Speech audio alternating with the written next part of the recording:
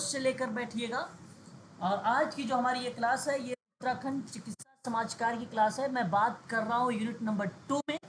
अब आ चुका हूँ कि जो समस्याएं भारत में हैं उन पर बातचीत करने वाला हूँ। चलिए एक बार जरा बीना जी बताइए मुझे कि दहेज क्या होता है। पता है बीना मैडम? हाँ बताएं एक बार जरा, दहेज क्या है। अगर मैं आपसे पूछूं कि दहेज प्रथा पे आप कुछ बात बताएं, कुछ टिप्पणी करें, थोड़ा सा टिप्पणी डालें, अपना दृष्टिकोण बताएं, क्या चीज़ है ये।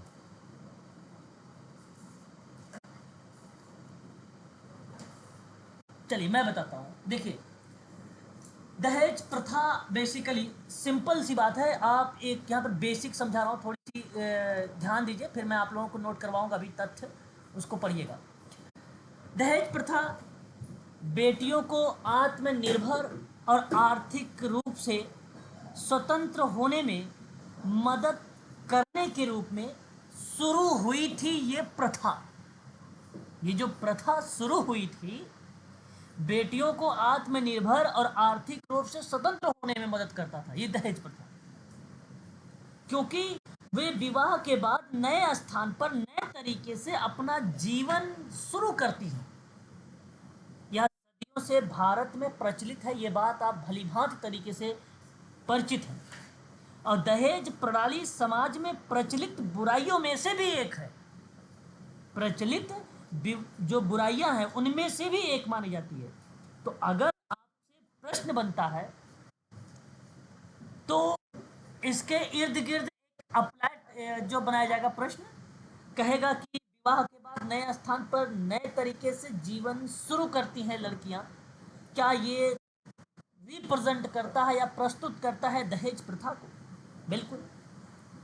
इसमें कई तरह के मुद्दे भी शामिल हैं, जैसे कन्या भ्रूण हत्या है, लड़की के परिवार में वित्तीय समस्याएं हैं, इत्यादि को जन्म जो है बेसिकली दहेज प्रथा ने दिया है ना। दहेज प्रथा एक प्रकार से बुराई है। दहेज का जो अर्थ होता है मैं यहाँ पर मेंशन कर रहा हूँ शब्दों में, सिंपल शब्दों में। अगर आप किसी से अगर कोई पूछे तो अगर आप बताना भी चाहें तो आप बता सकते हैं। जो संपत्ति, जो संपत्ति विवाह के समय, विवाह के समय वधू, वधू समझते हैं ना आप लोग, वर, कन्या, वधू, ये जो शब्द है, इस वधू के परिवार, वधू के परिवार, लड़की के घर वाले जो हैं उनके, तो वधू के परिवार की तरफ से,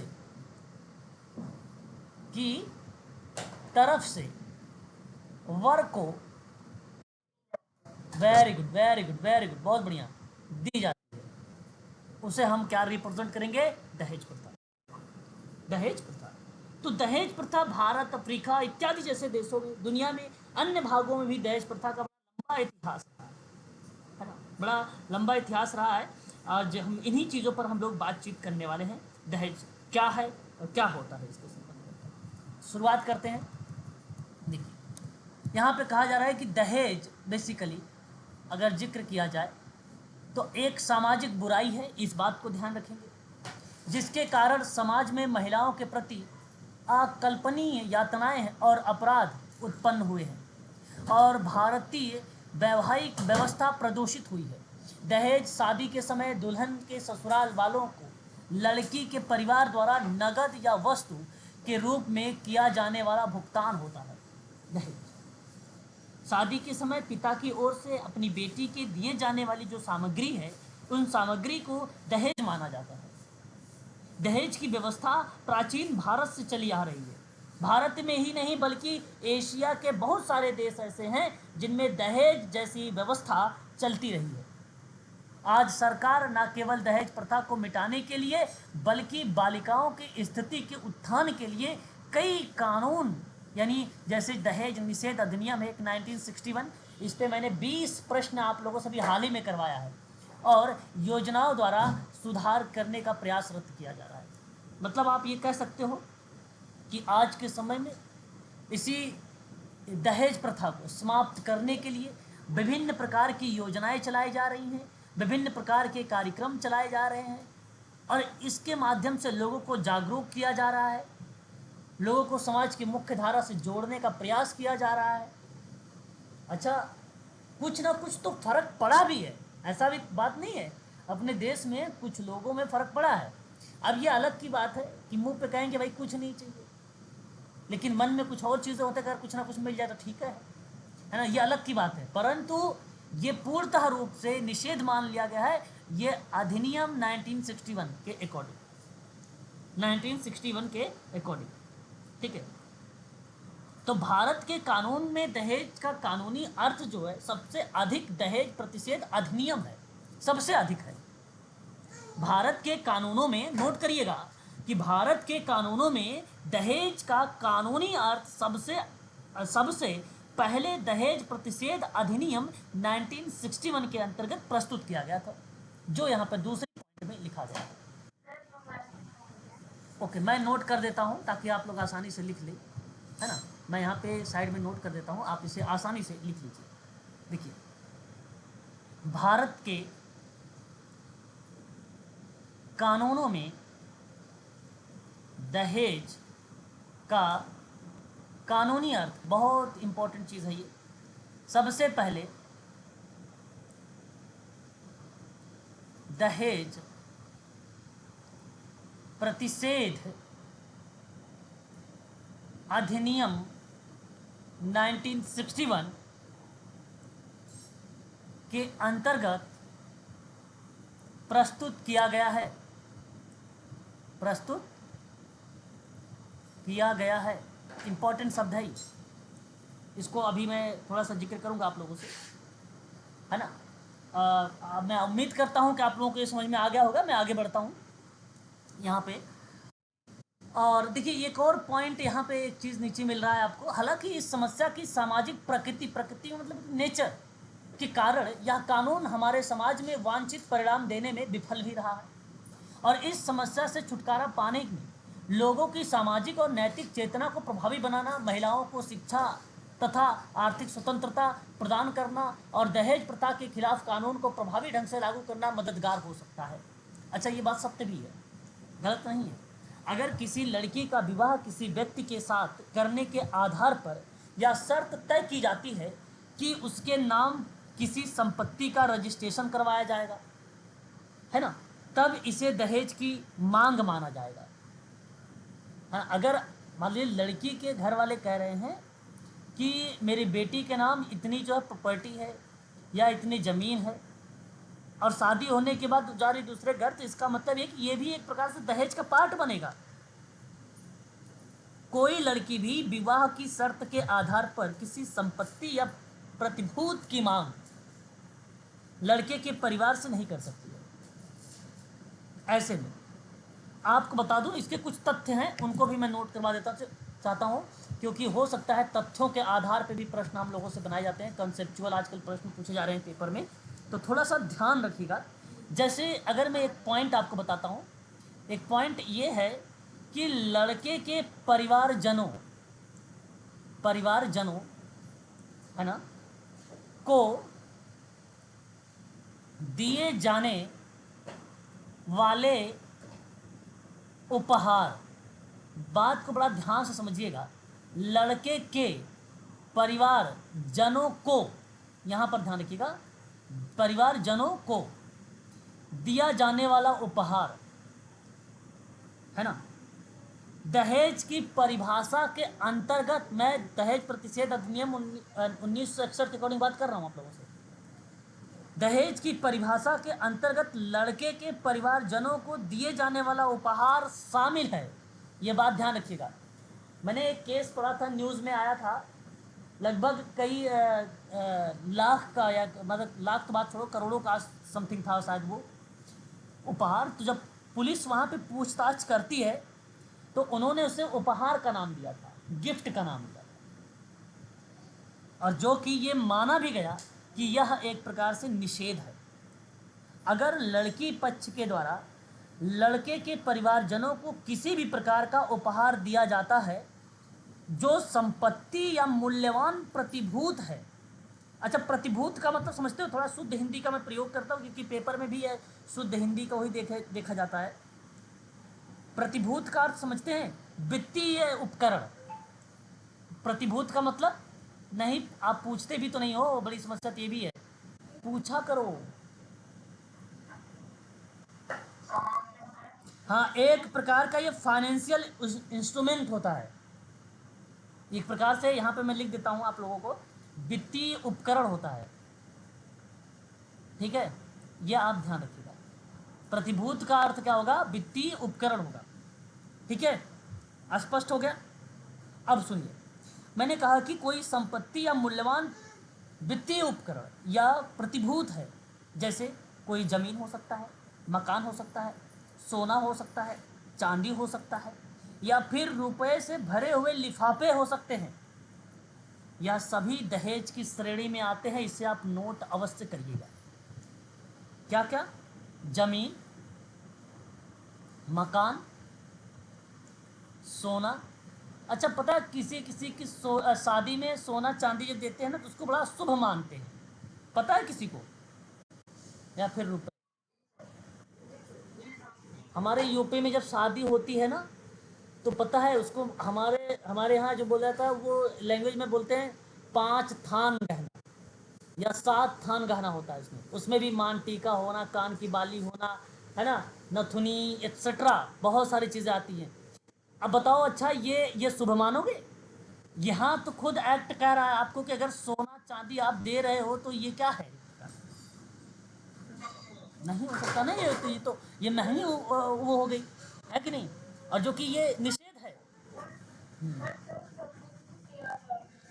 फिर भी दिया तो जा रहा है, लेकिन ऐसे में अगर इसकी मांग की जा रही है तब भी दहेज प्रतिषेध अधिनियम लागू हो जाता है मैडम, है ना। मतलब वही ना, ये गलत चीज़ है। आप बताओ, लड़के क्या करते हैं भाई, खिचड़ी नहीं खाते सुबह में, हमारे यहाँ क्या होता है, खिचड़ी खिलाई जाती है। अगर सोने की चैन नहीं मिली तो खिचड़ी नहीं खाता जल्दी वो, है ना, ऐसा है कि नहीं, बताइए आप, सत्य बात है कि नहीं? हाँ, तो फिर लेकिन ऐसा नहीं होना चाहिए भाई, तुरंत आया है जो सामने उसको खा लो, है ना, बात की ये चीज़ें हैं। सर भी नहीं खा रहे थे। अच्छा, फिर आगे बात करते हैं, दूसरी पॉइंट आगे बात करते हैं। तो लड़के के भविष्य के लिए, दूसरी पॉइंट मैं बोल रहा हूँ आप लोगों से। हाँ, एक बार म्यूट हो जाइएगा प्लीज़। लड़के के भविष्य के लिए कोई सहायता, अब देखिएगा थोड़ा सा अच्छे से, क्योंकि ये प्रश्न जब बनता है तो बच्चे बड़े कंफ्यूज होते हैं जब हमें ये स्पष्ट नहीं होता है तब। लड़के के भविष्य के लिए कोई सहायता, देखिए मैं बताता हूँ आपको, समझिए। भारत में उच्चतम न्यायालय, अच्छा उच्चतम न्यायालय समझते, एक उच्च न्यायालय होता है, एक उच्चतम न्यायालय होता है, जानते हैं? अरे वाह, वेरी गुड वेरी गुड, बहुत बढ़िया। तो ये चीज़ आपको बता दूं कि जो उच्चतम न्यायालय है, हालांकि ये उत्तराखंड में पूछा जा सकता है, मैं आपको बता देता हूँ। 1 अक्टूबर 1937 भारत का एक संघीय न्यायालय के रूप में यह स्थापित हुआ, ठीक है, 1937 को उच्चतम न्यायालय। और 28 जनवरी 1950 को भारत में उच्चतम न्यायालय के रूप में ये जाना गया, ठीक है। और ये तिलक नगर नई दिल्ली में एक ही है। जी मैम, हाँ, भारत का संघीय न्यायालय कहते हैं ना इसको। भारत का अगर हम बात करें तो संघीय न्यायालय के रूप में, संघीय न्यायालय, न्यायालय, है ना? ये उत्तराखंड में पूछा जा सकता है, इसलिए उत्तराखंड के बच्चे थोड़ा सा ध्यान, है ना। और भारत का उच्चतम न्यायालय के रूप में कब जाना गया, तो ये 28 जनवरी 1950 से ये जाना गया। भारत में है, नई दिल्ली में एक ही है कि नहीं, ये बात आप लोग ध्यान रखिएगा इसमें। और न्यायाधीश का जो कार्यकाल होता है वो 65 वर्ष की आयु को जब हो जाएगी तो उसको सेवानिवृत्त हो जाता है न्यायाधीश। ये सब प्रश्न देखो कूट के रूप में आएगा, मैं इसलिए आप लोगों को बता दिया, नाम आ गया तो बता दिया, वरना बताता नहीं यहाँ पे। लेकिन ध्यान रखिएगा, न्यायाधीश का जो कार्यकाल है वो बेसिकली 65 वर्ष है, इस बात को आप ध्यान। आज वर्तमान में अगर पदों की संख्या की मैं अगर बात करूँ तो लगभग कुल 34 हैं, 34 है, ठीक है। और जो मुख्य न्यायाधीश हैं भारत के, उनका नाम है धनंजय यशवंत चंद्रचूड़, धनंजय नाम है आज वर्तमान में, नाम नोट जरूर करिएगा आप सभी लोग, धनंजय, हाँ, यशवंत, यशवंत, हाँ, मुख्य न्यायाधीश है चंद्रचूड़, चंद्रचूड़, ठीक है। ये बात आपको बता दूं, 9 अक्टूबर से ये कार्यकाल इनका आया है, 9 अक्टूबर 2022 से इनका कार्यकाल आया है, 9 अक्टूबर 2022 से। ठीक है, तो ये नाम आ गया तो मैंने यहाँ पे बता दिया, आगे बढ़ते हैं। तो लड़के के भविष्य के लिए कोई सहायता, मेरा ये पॉइंट है आपके सामने। और इस पॉइंट में ये अगर मैं आपसे कहूँ कि उच्चतम न्यायालय ने अपने एक मामले में यह फैसला दिया था कि लड़के के भविष्य की सुरक्षा के लिए कोई सहायता मांगना, जैसे उसकी उच्च शिक्षा हो या उसकी व्यापार की स्थापना के लिए, लड़की वालों से किसी भी तरह की कोई आर्थिक मदद मांगना दहेज की श्रेणी में नहीं आता है। बात को बड़ा ध्यान से समझिएगा आप लोग। मैंने सवाल केवल इतना सा बताया है कि लड़के के भविष्य के लिए। अब ऐसा भी मत करने लगिएगा आप लोग, अभी आगे बताता हूँ यहाँ पे क्या फैसला हुआ था। फैसले के लिए सहायता, तो लड़के की उच्च शिक्षा के लिए हो गया, उसके व्यापार के लिए हुआ, अगर आप आर्थिक रूप से मदद मांगते हैं तो दहेज की श्रेणी में नहीं आएगा, है ना, ये बात कही गई। लेकिन आप इस चीज को ध्यान रखें, अगर कोई लड़की पक्ष अपनी इच्छा से लड़के का भविष्य सुरक्षित करने के उद्देश्य से उसकी आर्थिक मदद कर रहा है, तब इसे दहेज मांगना नहीं माना जाएगा। तो इस मामले में काफी विवाद हुआ। नहीं, एक मिनट सुनिए, अभी बात सर पूरी नहीं हुई है, एक बार सुन लीजिए, म्यूट होइए प्लीज। हाँ, एक बार म्यूट होइए, मैं पूरी बात बता दूं। देखो, मैं आपसे बता दूं कि अगर आप सही तरीके से इसे समझेंगे दहेज को ना, क्योंकि दहेज से कोई फैक्ट नहीं आता है, दहेज से खाली जैसे मैं आपको बता रहा हूँ ये कॉन्सेप्ट, ये सारी चीज़ें वैसे पेपर में प्रश्न आते हैं, इसलिए प्लीज़ म्यूट रहें। मैं आपसे बताऊंगा, अगर कोई डाउट वगैरह होगा तो आप मुझसे बात करिएगा सभी लोग। तो मैंने आपसे कहा कि भाई ऐसे में ये जो विवाद रहा काफ़ी रहा, क्योंकि आप सोच सकते हो कि विवादास्पद स्थिति इसलिए उत्पन्न हो सकती, तो इसलिए आप सभी लोग कहेंगे भैया लड़कियों को मुझे अच्छी पढ़ाई करानी, IAS PCS बनाना है। आज अगर IAS PCS UPSC की अगर आप तैयारी दृष्टि मुखर्जी नगर में आ जाइए या संस्कृति में आ जाइए, तो 1.25 1.5 लाख रुपए से कम नहीं है। फाउंडेशन कोर्स की अगर आप बात करें तो 60,000 था, ये मैं बहुत पहले की बात कर रहा हूँ, अब तो बढ़ गया होगा, है ना। तो मैं आपसे बता दूं कि ऐसे में तो भाई बहुत सारे लोग मांगना शुरू कर देंगे, फिर तो ऐसे में दहेज भी परिपूर्ण हो जाएगा और बाद में कोई दिक्कत नहीं होगी। तो इससे बाद में दहेज के संबंध में मामले भारत के उच्चतम न्यायालय की एक बड़ी बेंच के द्वारा यह निर्णय लिया गया कि भले ही शादी के बाद या शादी से पहले लड़की वालों ने या लड़की वालों से लड़के के भविष्य की सुरक्षित करने के नाम पर किसी भी प्रकार का अधिक जो है आर्थिक मदद मांग रहा है, तब उसे दहेज की श्रेणी में रखा जाएगा।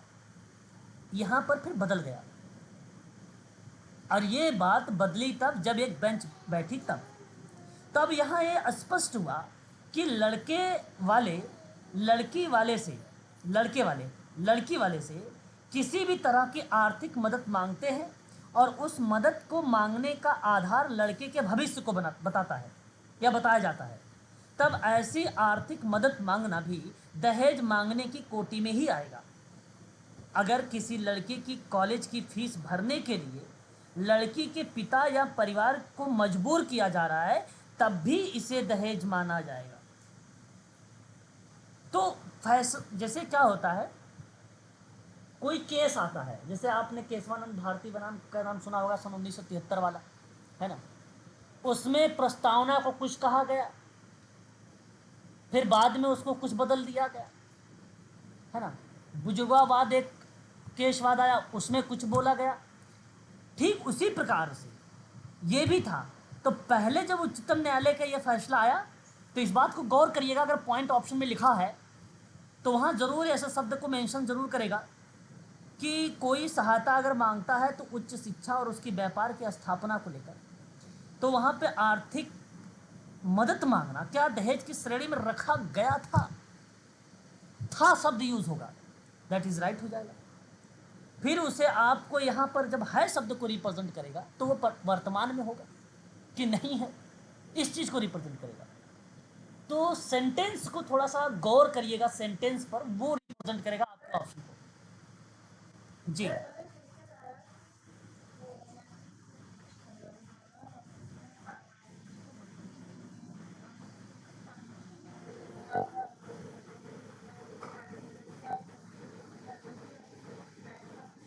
तब नहीं, रॉन्ग, राइट लगाना है, दहेज की श्रेणी में आएगा, ये दहेज की श्रेणी में रखा जाएगा, दैट इज राइट।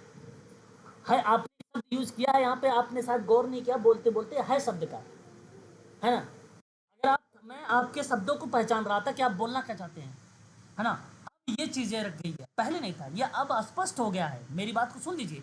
अगर लड़के वाले लड़की वाले से किसी भी तरह के आर्थिक मदद मांगते हैं और उस मदद को मांगने का आधार लड़के का भविष्य है, तब ऐसी श्रेणी में आर्थिक मदद मांगना दहेज मांगने की कोटि में आएगा। ये बात ध्यान रखिएगा।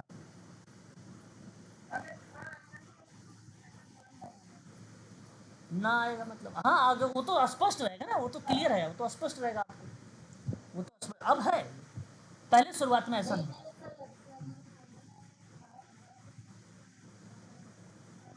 हाँ, अगर वो देखो, अगर यहाँ पे आप इस जी, अगर मैं, देखो मैं बताऊँ, हाँ, अगर मैं ये ऐसे बोल दूं कि भारत के उच्चतम न्यायालय ने अपने एक मामले में यह फैसला दिया था, बात को बहुत ध्यान सुनिएगा मेरा, यह फैसला दिया था कि लड़के के भविष्य की सुरक्षा के लिए कोई सहायता मांगना, जैसे उच्च शिक्षा के लिए, व्यापार के लिए, लड़की वालों से किसी भी तरह की कोई आर्थिक मदद मांगेगा तो दहेज की श्रेणी में नहीं आता है। तब आप क्या करोगे, इसे राइट करोगे, रॉन्ग करोगे? Right, very good, very good, यही सुनना था मुझे, राइट। स्पष्ट हो गया, मैं शायद उम्मीद करता हूँ। थर्ड पॉइंट बताता हूँ। थर्ड पॉइंट, इच्छा अनुसार, बात को ध्यान रखिएगा, थोड़ा सा मैं ये पॉइंट इसलिए बता रहा हूँ क्योंकि पेपर में सवाल बनाता है। इच्छा अनुसार भी दिया, इच्छा अनुसार भी दिया नहीं, इच्छा अनुसार नहीं, इच्छा अनुसार नहीं दिया जा सकता है दहेज, नहीं दिया जा सकता दहेज। मैं बोल भी रहा हूँ अपने कॉपी पे। हाँ, आप जरूर इसको थोड़ा सा आप अपने शब्दों में अच्छे से लिखिएगा अपने कॉपी पर। तो दहेज प्रतिषेध अधिनियम 1961 कहता है कि किसी भी प्रकार से दहेज के लेन देन को प्रतिषिद्धित करता है कि केवल घर गृहस्थी के कुछ सामान ही छूट दी जा सकती है, कुछ सामान की छूट दी जा सकती है, सकती है, याद, एक शब्द याद रखिएगा, सकती है, शब्दों को पकड़िए, है ना। अब दहेज कुछ का मतलब आपको बता दूं, अगर आप देखे भी होंगे, शादी गांव में भी हो या शहर में भी हो, तो ग्रामीण स्तर पर भी कुछ बर्तन वगैरह दे देते हैं, कुछ स्वीट्स वगैरह दे देते हैं, है ना। हाँ, अपनी इच्छा अनुसार देते हैं ना। ये इसकी छूट है, इसकी छूट है, इस चीज को आप ध्यान, है ना, इसकी छूट है।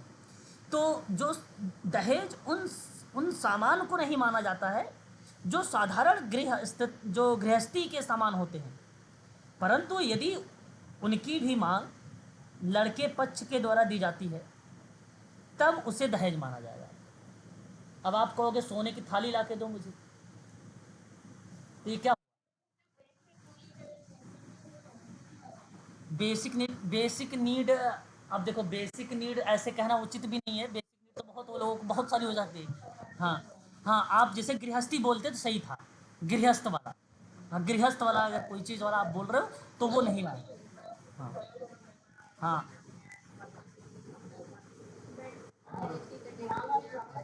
हाँ, हाँ, हाँ, बिल्कुल बिल्कुल। आप हाँ, हाँ, बिल्कुल बिल्कुल बिल्कुल बिल्कुल बिल्कुल अनलीगल हुआ। जैसे आप वही चीज़ है, अब महंगी महंगी सामान मांग लेना, है ना, तो गलत चीज़। आप फिर देखो भाई, रैंडम अगर हम बात करें, फ्रिज, कूलर, वॉशिंग मशीन वगैरह जो है 15-16 हज़ार तक आ जाते हैं, और आप वही लड़का मांगने लगे भाई गोदरेज का चाहिए, डबल डोर वाला चाहिए, फ्रिज चाहिए, तो ऐसे में इसको हम दहेज मान, हाँ, ये दहेज है ना। ये अगर रैंडम अगर वो दे देता है भाई, है ना, देखो एक आता है रैंडम वाला भी, है कि नहीं, और आप अच्छा होता है, ऐसी भी नहीं कि बहुत खराब होता है वो, है कि नहीं। अब कौन समझाए समाज को, अब ये सोशल वर्कर आप लोग बन के जाइए, आप लोग सुधारोगे, है ना। उत्तराखंड से समाप्त कर देना ये सारा चीज़, सिस्टम। हाँ, बताइए बताइए, बिल्कुल बिल्कुल बिल्कुल, क्वेश्चन बताइए। हम्म, हम्म,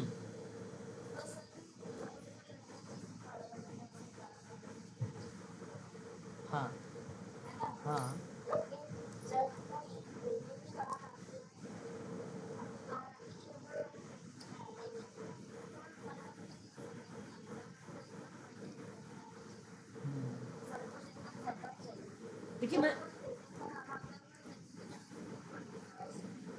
देखो रीजन, देखिए यही यही तो मैम बुराइयां हैं समाज में, यही समाप्त करनी। हाँ, ये मैम एक प्रकार से बुराइयां हैं। ये ऐसा नहीं होना चाहिए। अगर मान लो उस परिवार को, अगर मान लो लड़की अगर नहीं पसंद आ रही है, लड़का पसंद नहीं है, भाई हटा दो, कोई बात नहीं है। आप कह दो भैया हमने किसी कारणवश नहीं करना चाहते हैं, खत्म करो बात को। लेकिन आप अगर इसी को पैसे को मांग कर और दहेज मांग रहे हैं और चीज मांग कर रहे हो, तो ये तो गलत है, ये नहीं होना चाहिए। जो कि ऐसा चल रहा है इस समय बड़ा वर्चस्व पे। अगर लड़का अगर मान लो गवर्नमेंट वाला है ना, और लड़की अगर गवर्नमेंट वाली नहीं है, तो फिर तो मान चलिए कि 20-25 लाख से नीचे बात नहीं होने वाली है। एक सामान्य मैंने बात बताया है ना। ऐसा ऐसा समाज में चल रहा है, ऐसा समाज में चल रहा है।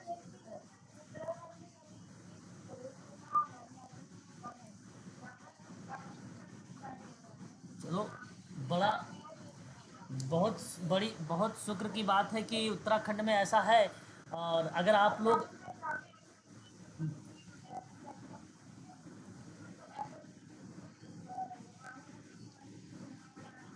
नहीं मैम, आप समझ लो। चलो आपका तो मान लो, हाँ अरे, यूपी हो गया, हरियाणा हो गया, दिल्ली हो गया, आपका उत्तर प्रदेश और बिहार, है ना।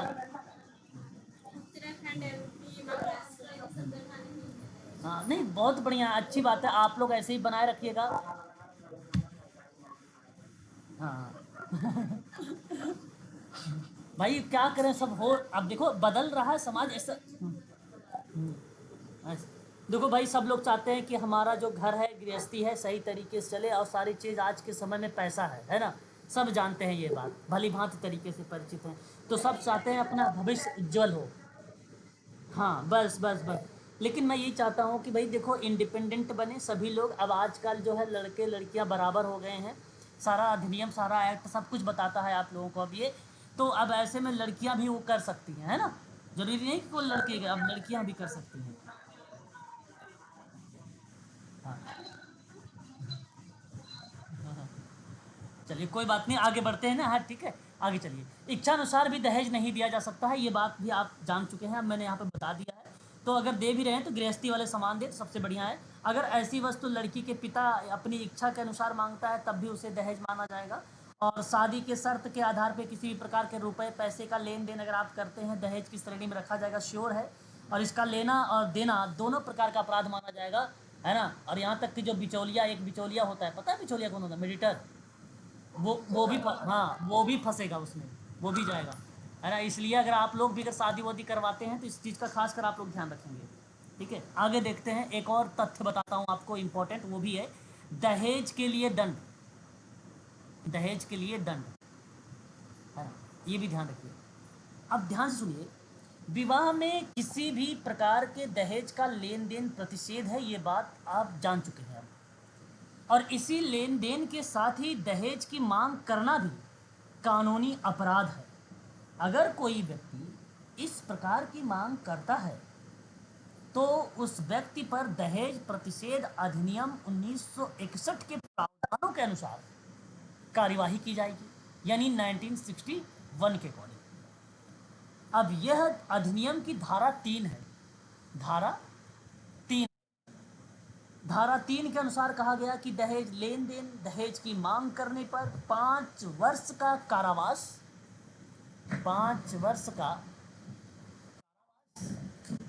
प्लस 5,000 का जुर्माना, 5,000 का जुर्माना हो सकता है। और यह सजा अधिकतम अवधि है, ये भी आप ध्यान रखेंगे, अधिकतम अवधि के रूप में रखा जाता है। तो ये दहेज के परिप्रेक्ष्य में दंड को थोड़ा सा रिप्रेजेंट मैंने किया है, इस चीज का ध्यान देना, ध्यान देना। ठीक है, स्पष्ट हो रहा है सभी को ना? फिर जी जी जी।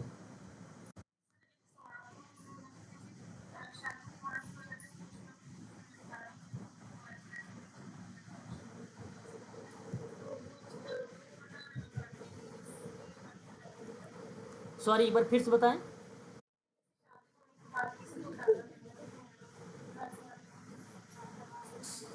हाँ हाँ बिल्कुल। बिल्कुल बिल्कुल बिल्कुल बिल्कुल, अगर ऐसा कुछ हो रहा है तो भाई उनको तो बता रहा हूँ आप, हाँ। लेकिन एक बात इसमें एक और ध्यान रखना, अगर आपका ये, अगर जैसे आपने यहाँ पे एक बात कहा है, इस चीज़ को नोट करिएगा। आपने बड़ी अच्छी चीज़ बताई है, मैं आपको और एक्स्ट्रा पॉइंट यहाँ पे बताना भी चाहूँगा। मेरी आवाज़ स्पष्ट है? मेरी आवाज़ स्पष्ट है? हेलो, एक बार क्लियर करिए प्लीज़, बीना रावत।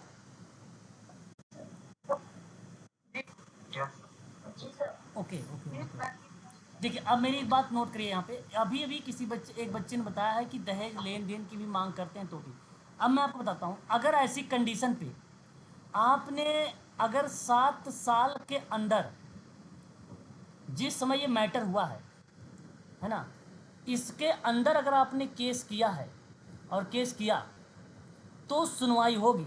और 7 वर्ष के बाद अगर आप यही समझो कि रिकॉर्डिंग दिखाते हो, यही सारी वीडियोस दिखाते हो, यही सब कहे थे हमारी सास हमारे ससुर, तो कुछ भी सुनवाई नहीं होगी, इस बात को भी ध्यान रखिएगा।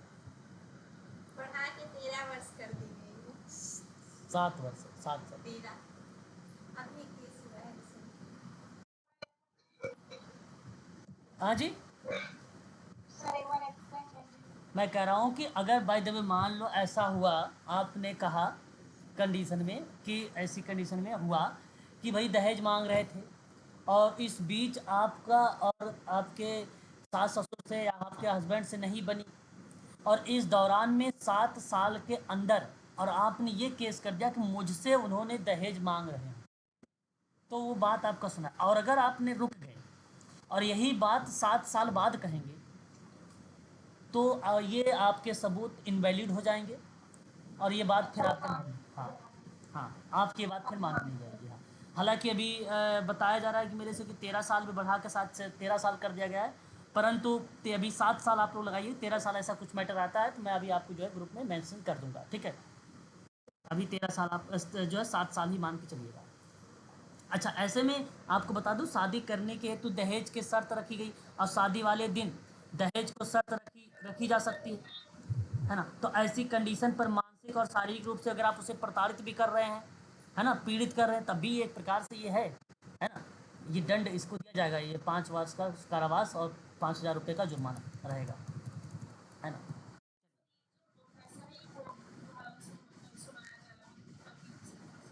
हाँ हाँ, ये सब तो उसी के माध्यम से होता है ना। ऐसे में आप कहोगे 5 साल का आप बिल्कुल बिल्कुल, आप कहाँ बंद करोगे इसे 5 साल के लिए, किसी थर्ड पार्टी। हाँ, धारा 3। अब देखिए, एक और पॉइंट यहाँ पर मैं मेंशन कर रहा हूँ, दहेज हड़प लेना, हड़प लेना ये भी समझिए। अच्छा, रीज़न इसलिए मैं पॉइंट टू पॉइंट बता रहा हूँ आपको, कि ये जो मैं पॉइंट बोल रहा हूँ, ये पॉइंट प्रश्नों में आते हैं। आपको यूपीएससी का पेपर में सॉल्व या क्वेश्चन करवाऊंगा तो दिखाऊंगा, वहाँ पे क्वेश्चंस ये सारे प्रश्न आए हुए हैं, केवल पॉइंट को ध्यान रखिएगा आप सभी लोग बस। हाँ, अब देखिए, दहेज हड़प लेने का तात्पर्य क्या है? जी, मेरी आवाज़ नहीं जा रही क्या? ओके ओके ओके, चलिए एक बार म्यूट हो जाइए प्लीज़, फिर अभी अनम्यूट होइएगा, पहले मेरी बात को सुनिए अच्छे से, फिर आप अपनी बातों को रखिएगा। देखो, दहेज हड़प लेना, अगर किसी स्त्री को उसके माता पिता, बात बड़े ध्यान सुनिएगा, अगर किसी स्त्री को उसके माता पिता के द्वारा कुछ उपहार दिए गए, और जो उसकी निजी गृहस्थी में सहयोगी होते हैं। अब माता पिता के द्वारा दिए गए हैं निजी किसी स्त्री को, मतलब, और उसकी निजी गृहस्थी के उपयोगी में, ऐसे में उपहारों को यदि उसके ससुराल पक्ष के लोग हड़प लेते हैं, है ना। आपको बता दूं, मैंने कई केसेस में देखे हैं कि जो स्त्री होती है अपने मायके से सोना चांदी वगैरह लेके आती है ससुराल में, तो उसके सास और ससुर रख लेते हैं, और उसको बेच की ज़मीन कहीं ले लिया, कहीं कुछ ले लिया, और फिर आप देते नहीं, वो देते नहीं, और ये एक प्रकार से दहेज को हड़प लेना कहलाता है। ये एक प्रकार का दहेज हड़प लेना कहलाता है। और ऐसे उपहारों को यदि उसके ससुराल पक्ष के लोग हड़प लेते हैं तो उस पर कब्जा कर लेते हैं और उन्हें लौटाते ही नहीं हैं। तो इस स्थिति में भारतीय दंड संहिता धारा 406, आईपीसी वाला बात मैं कर रहा हूँ, धारा 406 लागू हो जाता है और जिसका संबंध आपराधिक विश्वास भंग से हो सकता है। तो इस बात को ध्यान रखिएगा, यह परिपेक्ष यहाँ पर शामिल होता है। आपने कभी ये केस सुना है कि ऐसे केसेस हुए हैं स्त्री का कोई सामान लेके आई हो और उसके ससुराल वालों ने रख लिया, होते हैं ना। तो ये पार्ट हाँ ये पार्ट देखो ध्यान रखिएगा, आईपीसी 406 ये क्वेश्चन में रहेगा ऑप्शन में, आईपीसी 406 वाला। और ये ऑप्शन में अगर है तो दहेज हड़प लेना भी कहीं ना कहीं इस शब्दों को रिलेट कराएगा, इस चीज को आप जरूर ध्यान रखिएगा।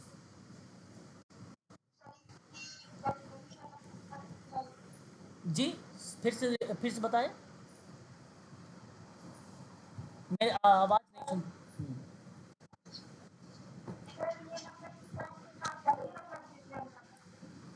अब ये आपराधिक है ही है, तो अब इसे गंभीर और अभी संगीन अपराध की बात नहीं है यहाँ पे मैम, लेकिन ये अपराध तो अपराध है। हाँ आपराधिक गतिविधि कह सकते हैं, गंभीर और संगीन अपराध जो आपको किशोर न्याय अधिनियम में आपको देखने को मिलेगा। ठीक है मैम, आपको किशोर न्याय अधिनियम में देखने को मिलेगा, है ना। अभी यहाँ पे आपको वो चीज़ें नहीं ध्यान रखनी, परंतु ये भी अपराध तो अपराध है, आप चाहे इसे गंभीर भी कह सकते हो, संगीन अपराध भी कह सकते हो, है ना। अपराध तो अपराध ही है। उसके बाद देखिए एक और पॉइंट बता रहा हूँ, दहेज मृत्यु के लिए दंड, दहेज मृत्यु के लिए दंड जानना आप सभी के लिए ये बड़ा इंपॉर्टेंट पॉइंट है, बहुत महत्वपूर्ण है, आप सबके लिए जानना बहुत महत्वपूर्ण है ना। सभी एक कॉमन व्यक्ति को भी जानना ये जरूरी है, ये आप तो पढ़े लिखे हो, है ना, एक कॉमन व्यक्ति को भी जानना जरूरी है। ये लास्ट पॉइंट है, इसको ध्यान से सुनिए।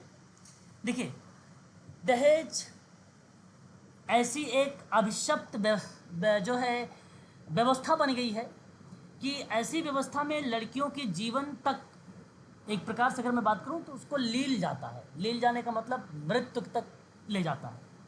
आज वर्तमान समय में अगर मैं बात करूं, अनेक दहेज मृत्यु देखने को मिलती है, आपने शायद न्यूज़पेपर वगैरह टेलीविज़न वगैरह में देखा भी होगा, है ना। दहेज मृत्यु का उल्लेख भारतीय दंड संहिता के अंतर्गत भी उल्लेख किया गया है, साथ ही उसके लिए सजा का भी प्रावधान है, जैसा कि मैंने वही उपयुक्त बातचीत किया है। अगर किसी भी स्त्री की मौत अप्राकृतिक तौर से होती है और ऐसी मौत उसकी शादी के 7 साल के भीतर होती है, ध्यान रखिएगा पॉइंट, 7 वर्ष के भीतर, 7 वर्ष के भीतर होती है, तब मृत्यु के संबंध में दहेज मृत्यु की अवधारणा बन सकती है। अवधारणा क्या बन सकती है? दहेज मृत्यु की, है ना। ये बात आप ध्यान रखिएगा, देखो इतनी इंपॉर्टेंट नॉलेज दे रहा हूँ आप लोगों को। आप समाज में जब ये सब बातें बताना शुरू करोगे ना, तो बंदा आपको कहेगा कि भाई एक्चुअल में ये मेडिकल सोशल वर्कर है। केवल आपको पता होना चाहिए बातें बस, और यही सारी चीज़ें बताना शुरू कर दोगे तो उनको सारी चीज़ें पता चल जाएगी। तो ये रियल बात भी है कि 7 साल के भीतर अगर उसकी मृत्यु हो गई तो आप वहाँ पे केस भी करेंगे तो आपकी सुनवाई अच्छे से होगी, है ना। भारतीय दंड संहिता के अंतर्गत विशेष रूप से इसे अपराध बनाए जाने का कारण यह है कि महिलाओं को दहेज के लिए मानसिक रूप से ससुराल पक्ष के लोग परेशान करते हैं, दिनों दिन उन्हें मानसिक पीड़ा देते रहते हैं। महिलाएं भीतर ही भीतर घुटती रहती हैं, ऐसी घुटन से उनकी मौत तक हो जाती है, फिर वे आत्महत्या पर कर लेती हैं, तो फिर कोई उनको रोग लग जाता है या डिप्रेशन वगैरह इत्यादि बहुत सारी चीज़ें आती जाती हैं, है ना। कई मामले हमें देखने को ऐसे भी मिलता है कि महिलाओं को मानसिक पीड़ा दिए जाने के कारण उन्हें टीबी जैसा भयानक रोग हो जाता है, भीतर ही भीतर घुट जाती हैं वो, मतलब रोग उनका एक प्रकार से जो है यहाँ पर जो है रोग जो है उनकी मृत्यु का एक कारण बन जाता है, रोग भी। और यहाँ मैं आपको बता दूं, जब किसी मृत्यु की ऐसी मौत होती है तो उसे दहेज मृत्यु माना जाता है। और यहाँ आईपीसी की धारा जो 304 है, 304, दहेज मृत्यु के संबंध में आजीवन कारावास है। क्या है? आजीवन, ठीक है, ये आप ध्यान रखिएगा, आजीवन कारावास है ना। आमतौर पर न्यायालय ने इस प्रकरण में 10 वर्ष तक का कारावास को दंड तो दे ही देती है, 10 वर्ष तक तो दंड दे ही देती है, 10 साल तक ही, और फिर बाद में बढ़ा भी देती है, आजीवन कारावास भी हो सकता है ना। भाई अगर अच्छे मतलब अच्छे केस वाले मिल गया, अच्छा वकील मिल गया तो, है ना, दोनों तरफ से वो चीज़ें होती। परंतु आप लोग अब देख लिए यहाँ पर ये जो मैंने भी आपसे जिक्र किया है, ये एक प्रकार से दहेज क्या है और क्या है इस पर भारत का कानून और किस तरीके से काम करता है, मैंने इस पर बात आप लोगों से किया है अभी। और यहाँ से प्रश्न आप लोगों से श्योर है कि एक प्रश्न तय है आप लोगों से पूछा जाएगा, जो मैंने विचार आप लोगों से किया। केवल आपको इसका कॉन्सेप्ट पता होना चाहिए। जी बताइए। सर आप कह रहे थे ना दहेज अधिनियम में नीचे सेक्स की 3 धाराएं हैं ना,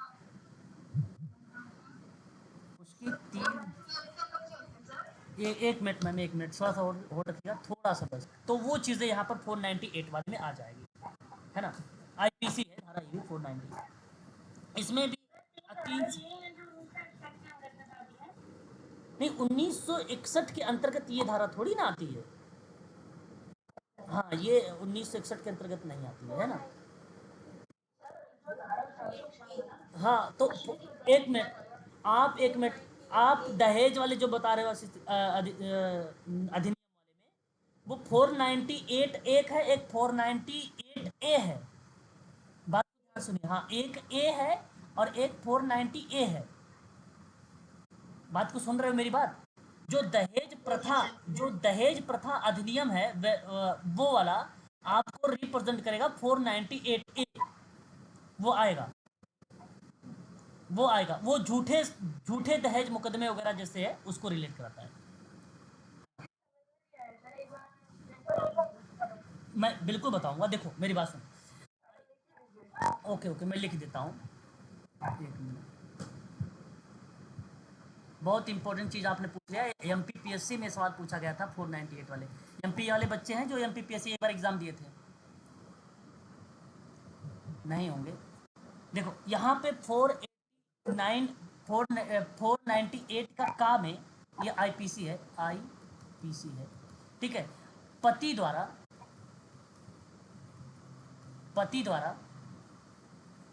पत्नी पर क्रूरता करना, ठीक है, क्रूरता करना, ये आपकी आईपीसी धारा 498 का कह लो या ए कह लो, उसको रिप्रेजेंट करेगा। और 498 ये नीचे लिख देता हूँ, 498 पहले एक बार लिख लेता हूँ फिर बताता हूँ, रुक जाइए, यहाँ पे नीचे लिख देता हूँ। 498 विवाहित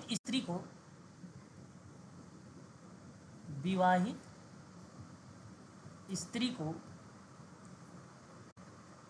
आपराधिक तात्पर्य से है फुसलाकर ले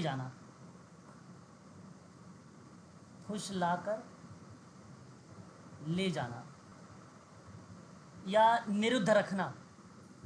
निरुद्ध समझते हो ना?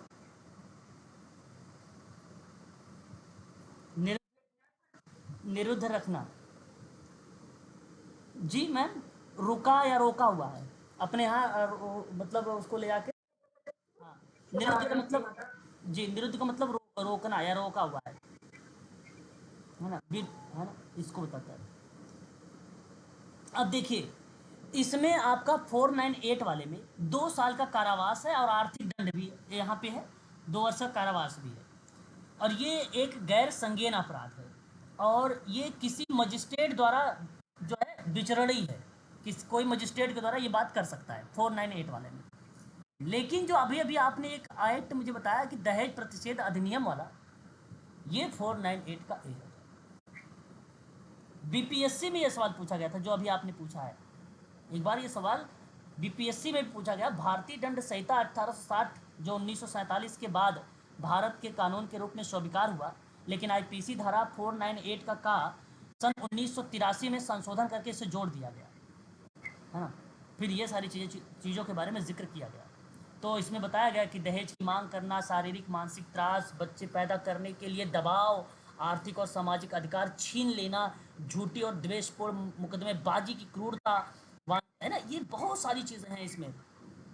पति द्वारा क्रूरता से पति के रिश्तेदार होता है ना, कभी कभी जो उसके रिश्तेदार होते हैं वो भी आके उसको ताना मारने लगते हैं, है कि नहीं? ये चीज़ें आ जाती हैं, तो इस चीज़ को आप ज़रूर ध्यान रखेंगे, ठीक है। उम्मीद करता हूँ समझ गए होंगे। उसमें 3 साल है, इसमें 2 वर्ष है ना।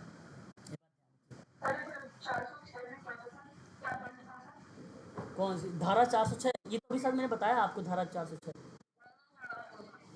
जी, हाँ, इसमें क्या क्या था? 406 की 506 बता रहे हो आप?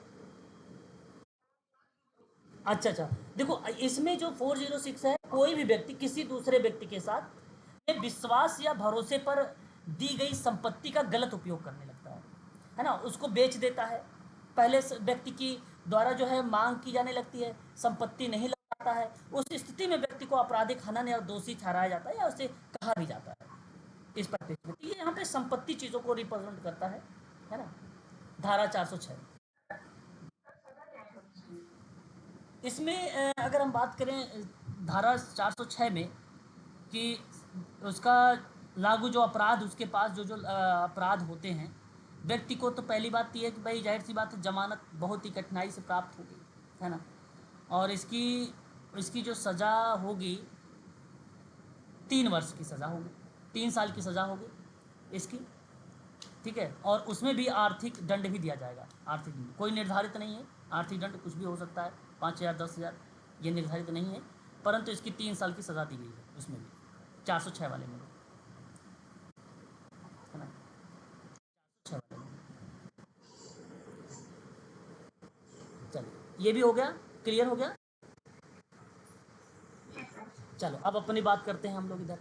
अपनी बात तो चल ही रही है कि नहीं, आगे बात करते हैं। और दहेज प्रथा का प्रभाव देखिए, यहाँ पर दिखाई दे रहा है कि थोड़ा सा जूम करूँ?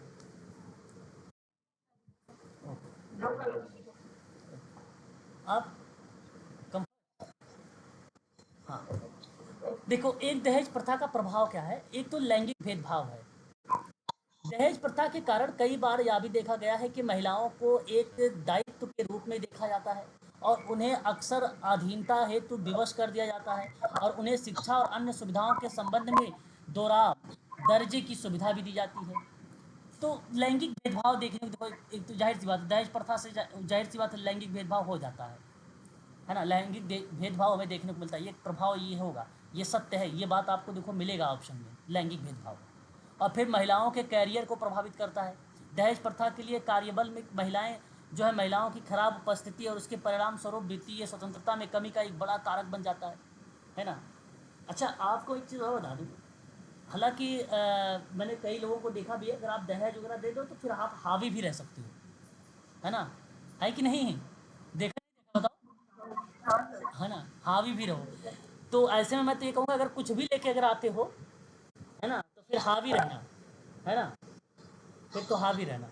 और समाज में समाज के गरीब तनके प्रायः दहेज में मदद के लिए अपनी बेटियों को काम पर भेजते हैं ताकि वे कुछ पैसे कमा सके।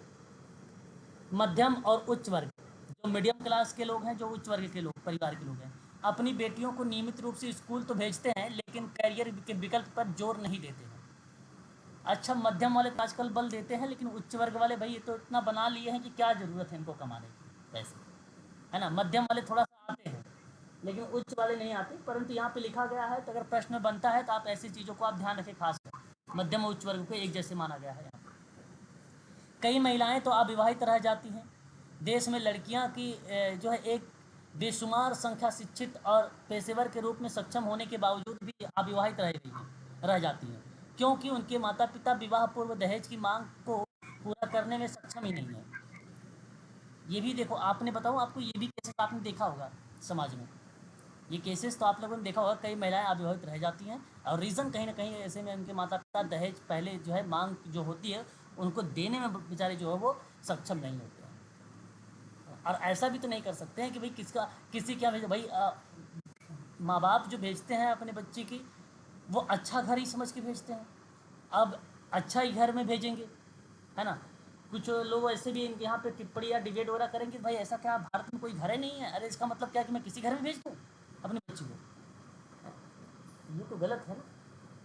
तो आगे कहता है कि महिलाओं का जो है वस्तुकरण, यानी समकालीन दहेज दुल्हन के परिवार द्वारा शक्तिहीन संबंधों और पैसा बनाने के अवसर हेतु एक निवेश की तरह है। देखो वस्तुकरण का मतलब यहाँ पे रिप्रेजेंट किया गया कि समकालीन दहेज दुल्हन के परिवार द्वारा शक्तिशाली संबंध और पैसा बनाने के अवसरों हेतु एक निवेश की तरह है। बात समझ में आई?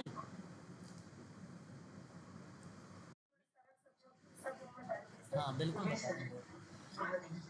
देखिए कहने का जो भाव है यहाँ पे कि आज के समकालीन समसामयिक घटनाएं अगर आप लोग पढ़ते होंगे तो इसका मतलब होता है कि आज के इर्द गिर्द की ही समसामयिक घटनाएं पढ़ रहे हैं आप लोग। तो आज के समकालीन दहेज दुल्हन के परिवार द्वारा, दुल्हन के परिवार, दूल्हा नहीं दुल्हन के परिवार द्वारा शक्तिशाली संबंध और पैसा बनाने के अवसरों हेतु एक निवेश की तरह है, जिसे महिलाओं का वस्तुकरण।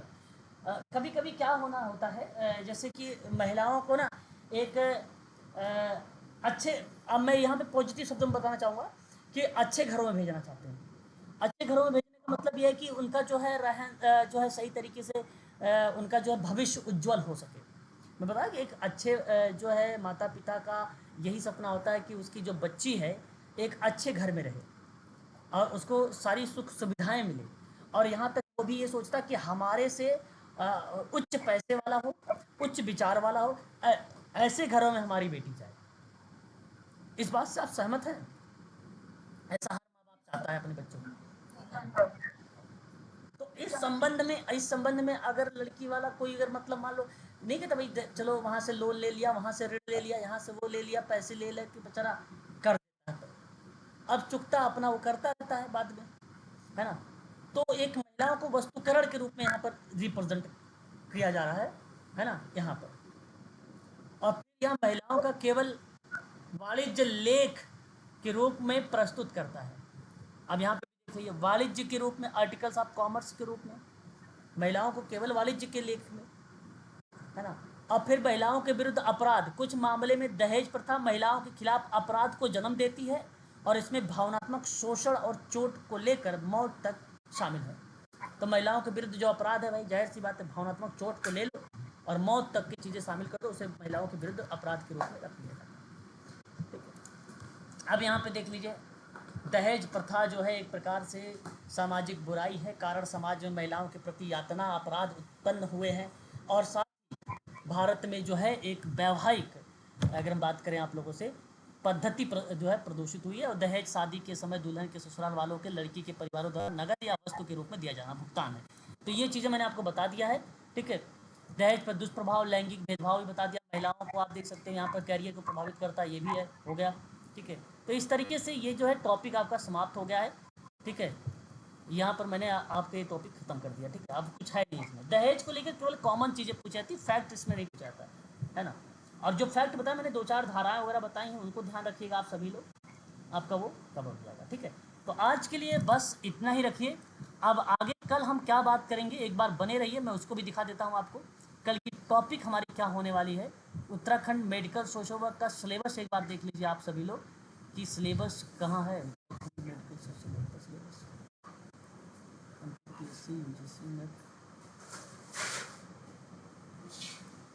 अभी हमारे पास उत्तराखंड मेडिकल सोशल वर्क का सिलेबस यहाँ लैपटॉप में नहीं है। ठीक है, कल हम लोग गरीबी पर बात करेंगे या